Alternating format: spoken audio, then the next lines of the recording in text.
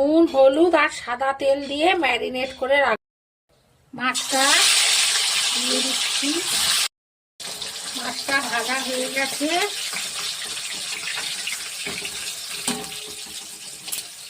এখানে আমি পোস্ত, কাজু, চালমগজ, সাদা সর্ষে আর তিল এখানে সব নিয়েছি। এগুলো আমি বেটে নেব।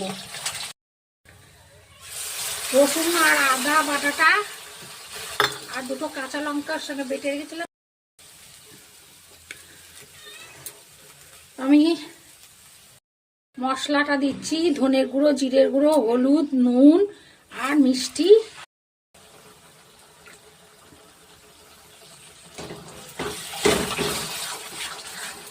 দিয়ে ভালো করে নাড়তে হবে, মিশিয়ে দিতে হবে।